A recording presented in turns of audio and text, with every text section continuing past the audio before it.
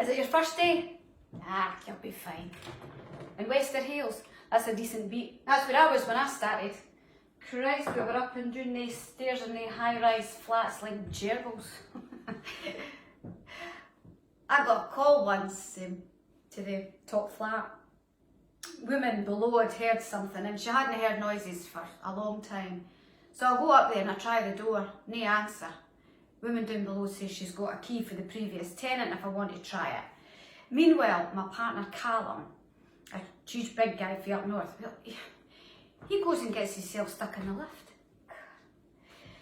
So I go ahead, try the key fits, and I open the door. I go inside, and it's pitch black, like totally black, darkness.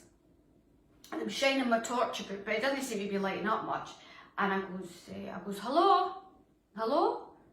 And this guy says back, he says, hello, thanks for coming. And it sounded young, 20s maybe.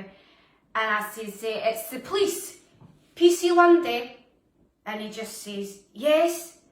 And I say, my colleague's on his way. Because, well, I'm just letting him kind of wasn't on my own. I mean, it didn't sound very threatening, but, well, you never know. And you absolutely never know. Could have been hiding behind a door ready to take my head off. And I couldn't make out where his voice was coming from. And I'm saying, where are you? Why is it so dark? Where's your trip switch? And I'm thinking, come on, Callum. And I'm looking for this trip switch and I keep bumping into things. And the guy goes, take care, take care. And that's what he says. And I'm thinking, where is this bugger? So I ask him, I say, why is it so dark? Why are you sitting in the dark? And he says, because the flat's so high up. Street lights didn't reach me. He says, and there's no moon. Moon makes all the difference. I can do most things by moonlight, especially if there's a full moon. Can sometimes even read. And I say, but why isn't there light? He says, the electricity cut me off. I says, well, that's no good. When did they do that? He says, 3 years ago. 3 years? Without light, not even for a lamp post, no telly, no hot water, no heating, and it was freezing up there. And I said, oh, well, that can't be right, pal. I can help get that sorted, because that can't be right. And Callum comes on the radio and he says the lift's moving. And I tell him, I say, I can't find this trip switch. And he says, well, the trip switch is usually behind the door in the flats. So sure enough, I find the switch, I turn it on, and the lights come on.